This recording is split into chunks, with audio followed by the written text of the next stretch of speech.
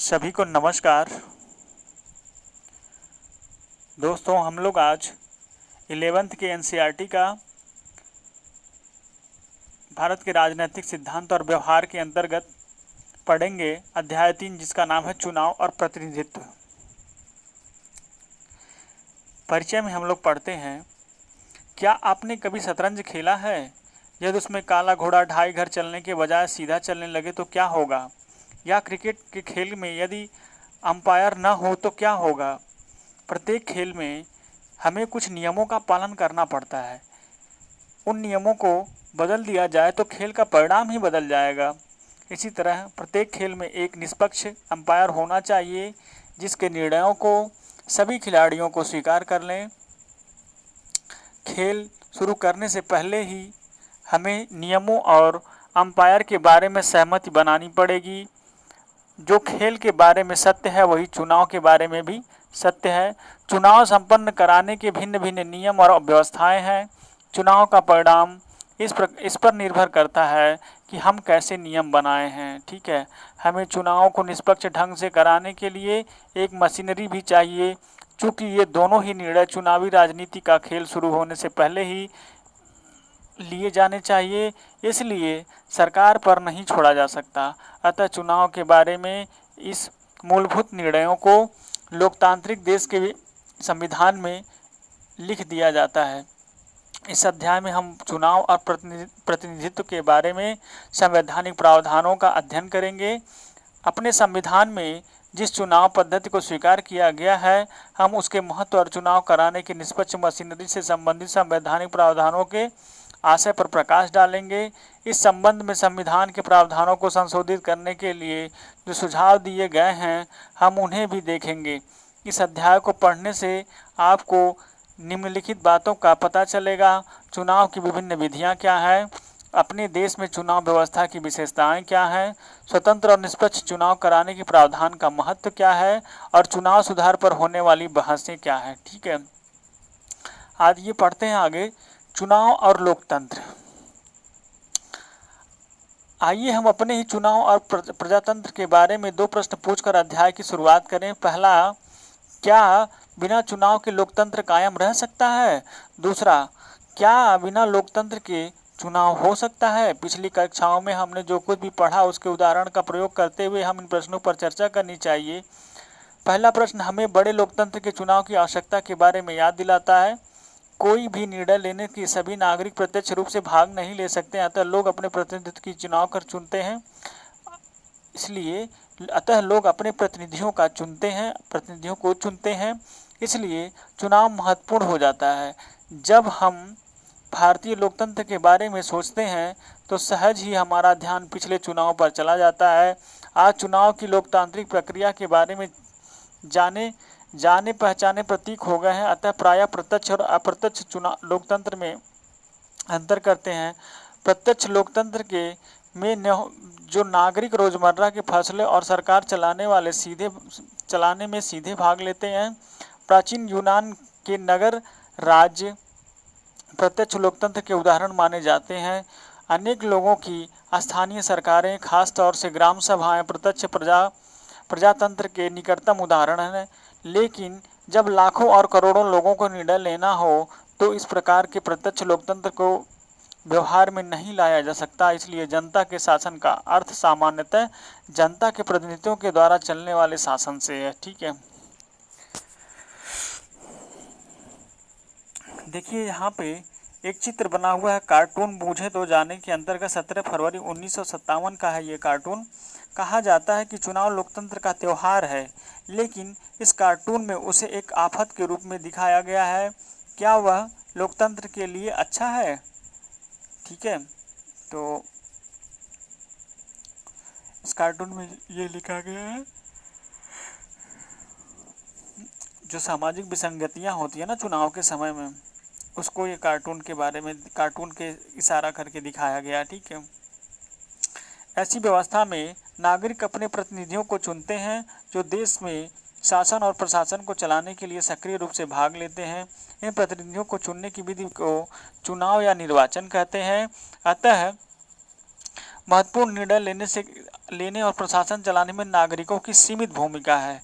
वे इन नीतियों के निर्माण में बहुत सक्रिय रूप से सम्मिलित नहीं होते हैं।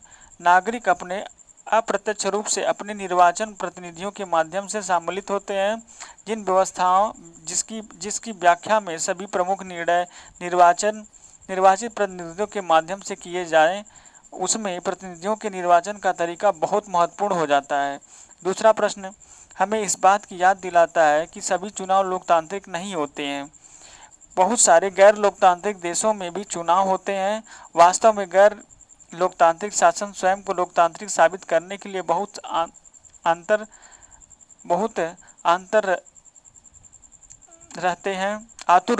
आतुर रहते हैं। उसके लिए चुनावों को ऐसे ढंग से कराते हैं कि उनके शासन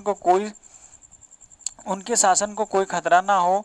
क्या आप ऐसे कुछ गैर लोकतांत्रिक चुनाव के उदाहरण दे सकते हैं? आपकी राय में कौन सी बात एक लोकतांत्रिक चुनाव के बारे में गैर लोकतांत्रिक चुनाव से अलग करती है? किसी देश में चुनावों को लोकतांत्रिक ढंग से संपन्न कराना सुनिश्चित करने के लिए क्या करने चाहिए? इस बिंदु पर संविधान की महत्वपूर्ण भूमिका है।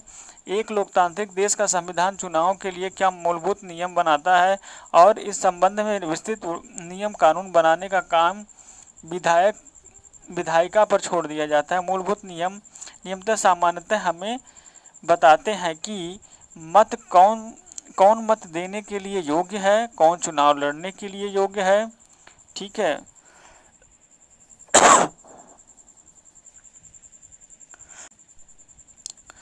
कौन चुनाव लड़ने के लिए योग्य है, कौन चुनाव की देखरेख करेगा, मतदाता अपना प्रतिनिधि कैसे चुनेंगे, मतगणना कैसे होगी और प्रतिनिधियों का चुनाव कैसे होगा। ठीक है, तो स्वतंत्र और निष्पक्ष चुनाव की ऊपर वाले 3 क्वेश्चन स्वतंत्र एवं निष्पक्ष चुनाव की बात कर रहे हैं और दूसरे नीचे वाले 2 क्वेश्चन जो है मतदाता अपना प्रतिनिधि कैसे चुनेंगे, यह न्यायपूर्ण प्रतिनिधित्व की बात कर रहे हैं। ठीक है, तो यहाँ पे देखिए लिखा हुआ है, इन नियमों को संविधान में लिखने की क्या ज़रूरत है? क्यों नहीं इसे संसद तय करती है? क्या ऐसा नहीं हो सकता है कि ये नियम चुनाव से पहले सभी दल मिलकर तय करें? एक लोकतांत्रिक संविधान की भांति भारत का संविधान भी इन सभी प्रश्नों का उत्तर देता है। आप देख सकते हैं कि इससे पहले 3 प्रश्न का लक्ष्य स्वतंत्र और निष्पक्ष चुनाव है और इसे लोकतांत्रिक चुनाव कहा जा सके। अंतिम 2 प्रश्नों का लक्ष्य न्यायपूर्ण प्रतिनिधित्व है। इस अध्याय में हम चुनाव के बारे में संवैधानिक प्रावधानों के 2 पहलुओं की चर्चा करेंगे।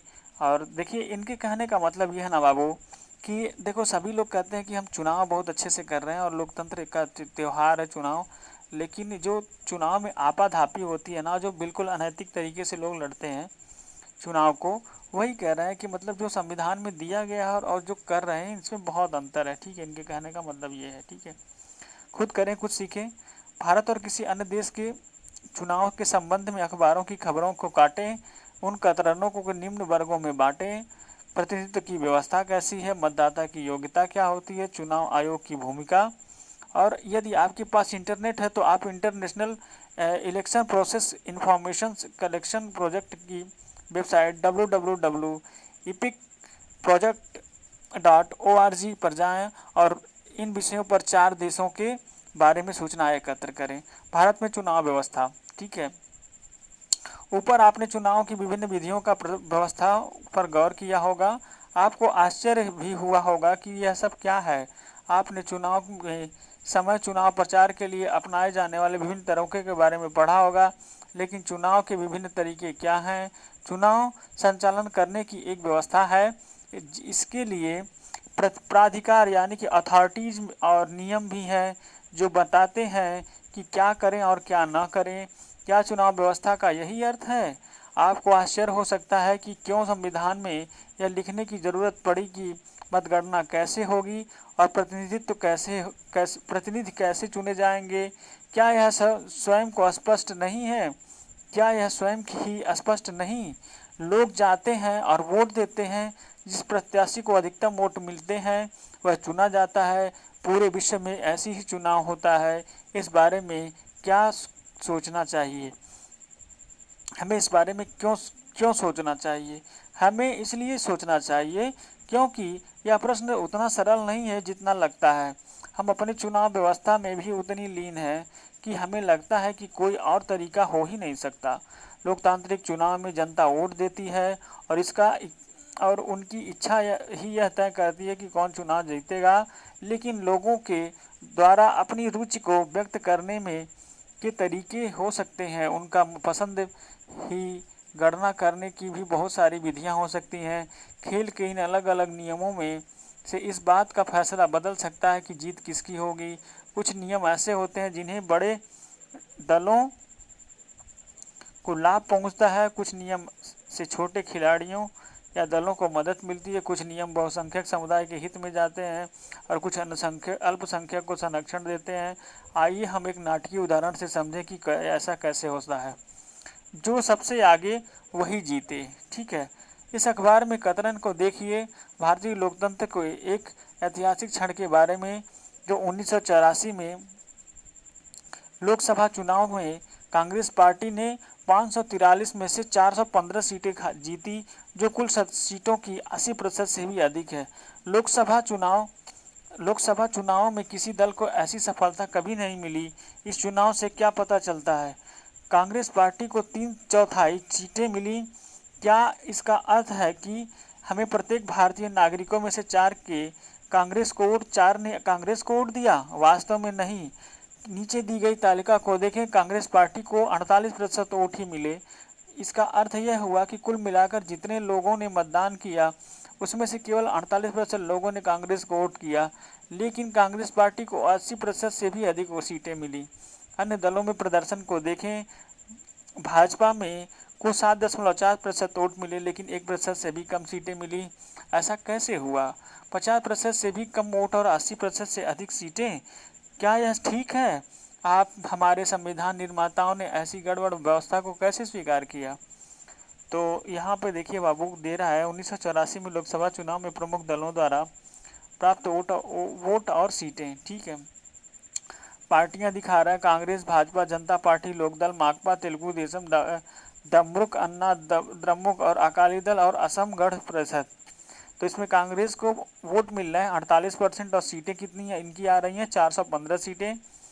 और भाजपा को 7.4% वोट मिल रहा है, लेकिन इनकी कितनी सीट आ रही है? 2 सीट। जनता पार्टी को 6.7% वोट पड़ रहा है और 10 सीटें आ रही हैं। लोकदल में 5.7% वोट पड़ रहा है, 3 सीटें आ रही हैं। माकपा यानी कि मार्क्सवादी कम्युनिस्ट पार्टी को 5.7% वोट पड़ रहा है और 22 सीटें आ रही हैं इसको। तेलुगु देशम पार्टी में 4.1% वोट पड़ रहा है और 30 सीटें आ रही हैं। द्रमुक में 2.3% वोट और 2 सीटें। अन्ना द्रमुक में 1.6% और 12 सीटें। अकाली दल को 1% वोट पड़ रहा है और 7 सीटें आ रही हैं। असम गण परिषद में 1% वोट पड़ रहा है तो 60 सीटें आ रही हैं। ठीक है, तो इनके कहने का मतलब ये है ना कि 48% केवल वोट जो पड़ रहा है और 48% केवल वोट पे जो है 415 सीटें ये जो आ रही है ना बाबू, ये कहाँ से आ रही हैं? और अगर ऐसा आ रहा है ना, तो भारतीय संविधान बनाने वाले लोगों ने इसको स्वीकार कैसे किया? ठीक है, इनके कहने का मतलब ये है कि स्वीकार योग्य तो ऐसा तो स्वीकार योग्य नहीं होना चाहिए, लेकिन है तो ऐसा ही। इनके कहने का मतलब ये है, ये कैसे हो रहा है? ठीक है, तो आगे बढ़ते हैं हम लोग। ऐसा इसलिए हुआ क्योंकि अपने देश में चुनाव को एक विशेष विधि का पालन करते हैं। इस व्यवस्था में पूरे देश को 543 निर्वाचन क्षेत्र में बांट दिया जाता है। ठीक है, और प्रत्येक निर्वाचन क्षेत्र में एक प्रतिनिधि चुना जाता है और उस निर्वाचन से जिन प्रत्याशियों को अधिक वोट मिलते हैं उन्हें निर्वाचित घोषित कर दिया जाता है। यह ध्यान रखना जरूरी है कि व्यवस्था में जिस प्रत्याशी को सभी प्रत्याशियों से अधिक वोट मिल जाते हैं उन्हें ही निर्वाचित घोषित कर दिया जाता है। विजयी प्रत्याशी के लिए यह जरूरी नहीं कि उसे कुल मतों का बहुमत मिले। इस विधि को जो सबसे आगे वही जीते प्रणाली को first past the post system कहते हैं। चुनावी दौड़ में जो प्रत्याशी अन्य प्रत्याशियों के मुकाबले सबसे आगे निकल जाता है वही विजयी होता है और इसे बहुलवादी व्यवस्था भी कहते हैं। ठीक है, संविधान इसी विधि को स्वीकार करता है। तो बहुलवादी व्यवस्था क्या हो गया बाबू? चुनावी रैली में, चुनाव के जो है दौड़ में, वोट की मतगणना में जो प्रत्याशी सबसे आगे निकल जाता है, जिसके वोटों की संख्या सबसे ज़्यादा होती है, वही विजयी होता है। और इसको बहुलवादी व्यवस्था भी कहते हैं।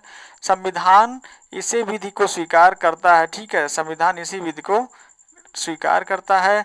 आइए अपने उदाहरण की ओर लौटे। कांग्रेस पार्टी को प्राप्त मतों के अनुपात में ज़्यादा सीटें इसलिए मिली क्योंकि अनेक निर्वाचन क्षेत्र में जहां उसके प्रत्याशी जीते वहीं 50% से कम वोट मिले। यदि चुनाव मैदान में कई प्रत्याशी हों तो जीतने वाले प्रत्याशी को प्रायः 50% से कम वोट मिलते हैं। सभी हारने वाले प्रत्याशियों को वोट बेकार चले जाते हैं, क्योंकि इन वोटों के आधार पर प्रत्याशी या दलों का कोई सीट नहीं मिलता। मान लीजिए कि किसी पार्टी को प्रत्येक निर्वाचन क्षेत्र में 25% वोट मिले हैं, लेकिन अन्य प्रत्याशियों को उससे भी कम वोट मिलते हैं। इस स्थिति में केवल 25% या उससे भी कम वोट मिले हैं तो कोई दल सभी सीटों को जीत सकता है। तो इनके कहने का मतलब यह है ना बाबू कि अगर एक ही क्षेत्र में बहुत सारी पार्टियां लड़ती हैं तो मान लीजिए 20-20% वोट जो है, मान लीजिए कि 20-20% जो है, मान लीजिए 4 पार्टियां हैं तो 4 पार्टियों में मान लो किसी को 15% मिल गया, 15% मान लो 4 पार्टियों को मिल गया। ठीक है, और एक पार्टी को मान लो 5 लोग हैं तो 4 लोगों को 15% मिल गया, तो वो 15% मिल करके 60% हो गया। और एक आदमी को 40% केवल वोट मिल गया तो वो विजयी हो गया। और 60% वोट होने के बाद भी लोग जो है जीत नहीं पाए या उनकी सरकार नहीं बन पाती। तो इनके कहने का मतलब ये है कि वो जो 60% वोट चुनाव हुआ था ना, इसका मतलब है जो पार्टी 40% वोट पाके बन रही है, केवल उन लोगों का वो चॉइस नहीं था। ठीक है, 60% लोग जो पार्टियां चाह रहे थे वो तो बनी ही नहीं। 40% जिन लोगों ने चाहा उसको वोट मिल गया, उसको पार्टी मिल गई। ठीक है, वो विजयी हो गया। तो इनके कहने का मतलब यही है।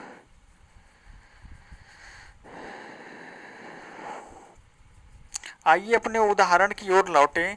कांग्रेस पार्टी को प्राप्त मतों के अनुपात में ज़्यादा सीटें मिली क्योंकि उसके निर्वाचन क्षेत्र में जहां उसके प्रत्याशी जीते वहीं 50% से कम वोट मिले।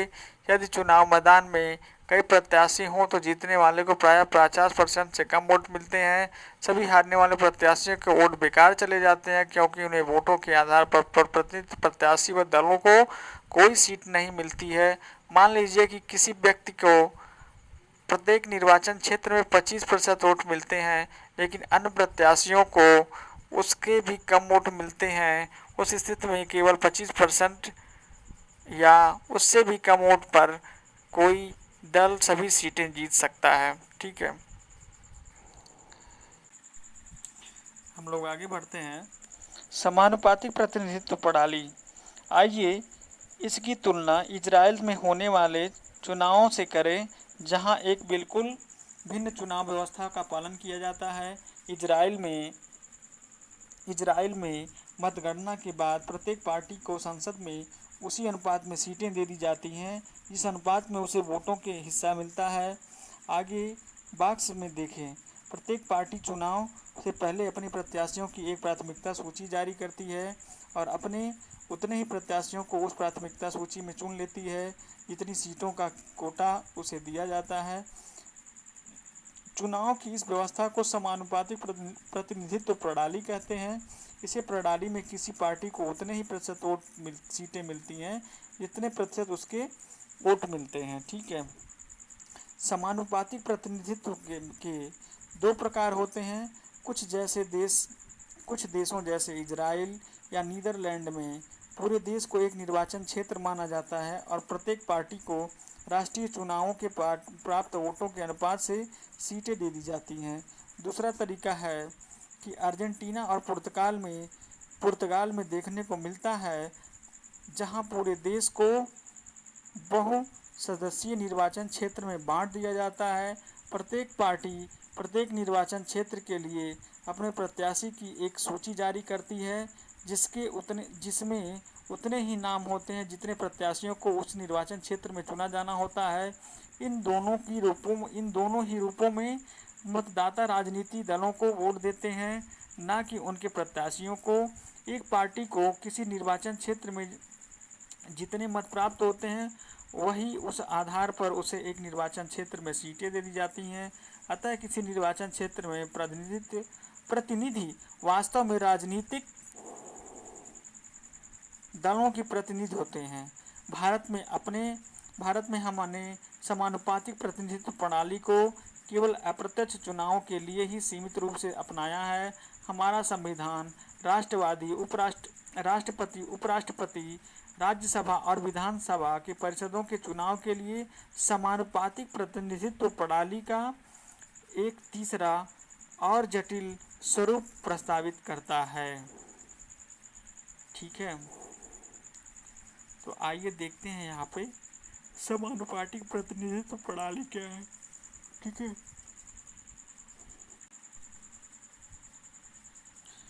सर्वाधिक वोट पाने वाले को जीत और समानुपातिक प्रतिनिधित्व की व्यवस्था की तुलना। ठीक है, चुनाव व्यवस्था की तुलना हम लोग पढ़ेंगे। सर्वाधिक वोट पाने वाले को विजयी घोषित किया जाता है। जबकि समानुपातिक प्रतिनिधित्व प्रणाली में क्या होता है, देखिए, पूरे देश को किसी एक भौगोलिक इकाइयों में बांट देते हैं और निर्वाचन क्षेत्रों का, जिसे निर्वाचन क्षेत्र कहते हैं। ठीक है। दूसरा, समानुपातिक प्रतिनिधित्व प्रणाली में किसी बड़े भौगोलिक क्षेत्र को एक निर्वाचन क्षेत्र मान लिया जाता है। पूरा का पूरा देश एक निर्वाचन क्षेत्र गिना जा सकता है ज़रूरत पड़ने पर। ठीक है, और समानुपातिक प्रतिनिधित्व प्रणाली में एक निर्वाचन क्षेत्र में कई प्रतिनिधित्व चुने जा सकते हैं। जबकि सर्वाधिक वोट पाने वाली प्रणाली में क्या होगा, समानुपातिक प्रतिनिधित्व प्रणाली के बारे में हम लोगों ने पढ़ा कि कई प्रतिनिधि चुने जा सकते हैं, लेकिन जो सर्वाधिक वोट पाने वाली की जीत होती है उसमें क्या होगा कि एक निर्वाचन क्षेत्र में जो है केवल एक ही प्रतिनिधि चुना जा सकता है। और समानुपातिक प्रतिनिधित्व में इसमें जो है मतदाता सूची में प्रत्याशी को वोट करता है, जबकि समानुपातिक प्रतिनिधित्व प्रणाली में मतदाता पार्टी को वोट करता है। ठीक है, हर पार्टी को प्राप्त मत के अनुपात में विधायिका में सीटें हासिल होती हैं समानुपातिक प्रतिनिधित्व में, जबकि उसमें ऐसा नहीं होता है।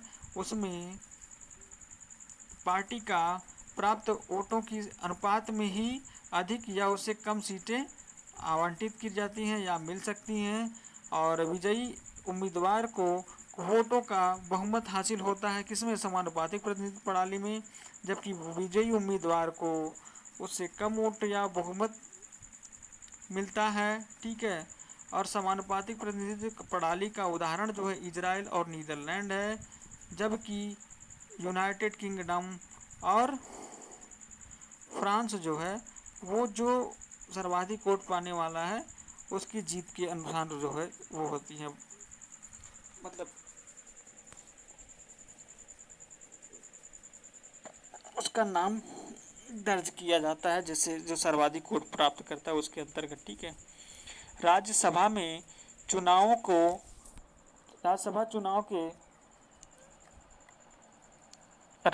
के चुनाव में समानुपातिक प्रतिनिधित्व की प्रणाली। ठीक है, ये राज्यसभा चुनाव की बात हो रही है। ठीक है, तो राज्यसभा चुनाव में समानुपातिक प्रतिनिधित्व प्रणाली कैसे चलती है इसके बारे में हम लोग पढ़ते हैं कि समानुपातिक प्रतिनिधित्व का तीसरा स्वरूप हमें भारत के राज्यसभा चुनाव में देखने को मिलता है। इस एकल संक्रमणीय मत प्रणाली, इसे क्या कहते हैं, एकल संक्रमणीय मत प्रणाली। प्रत्येक राज्य को राज्यसभा की सीटों का निश्चित कोटा प्राप्त होता है। राज्यों को विधानसभा के सदस्यों द्वारा इन सीटों के लिए चुनाव किया जाता है। इसमें राज्य के विधायक ही क्या होते हैं, मतदाता होते हैं। मतदाता चुनाव में खड़े और सभी प्रत्याशियों के अपने पसंद के अनुसार एक वरीयता क्रम में मत देना होता है। जीतने के लिए किसी प्रत्याशी को मतों का एक कोटा प्राप्त करना पड़ता है, जो निम्नलिखित फार्मूले के आधार पर निकाला जा सकता है। यानी कि कुल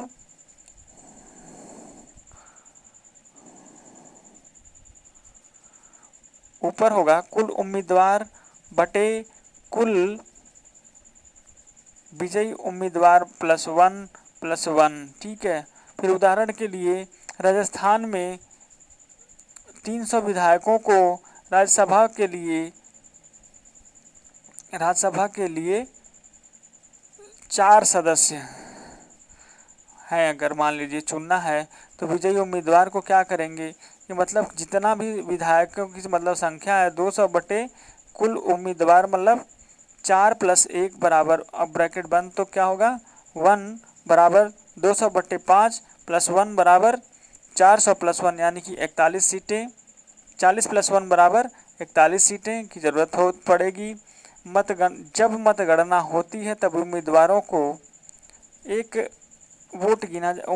का जो है वोट गिना जाता है और प्रथम वरीयता वोटों की गणना के बाद यदि जटिल संख्या छोटों का कोटा नहीं प्राप्त कर पाती है तो पुनः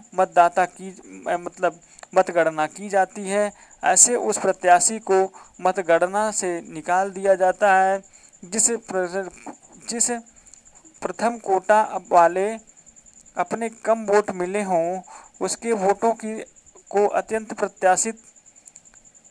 प्रत्याशियों में बांट दिया जाता है। ऐसा करने से प्रत्येक मत पर अंकित द्वितीय वरीयता वाले प्रत्याशी को वित्त हस्तांतरित कर दिया जाता है। ठीक है, इस प्रक्रिया को तब तक जारी रखा जाता है जब तक वांछित संख्या 4 के बराबर प्रत्याशी को विजयी घोषित नहीं कर दिया जाता है। ठीक है।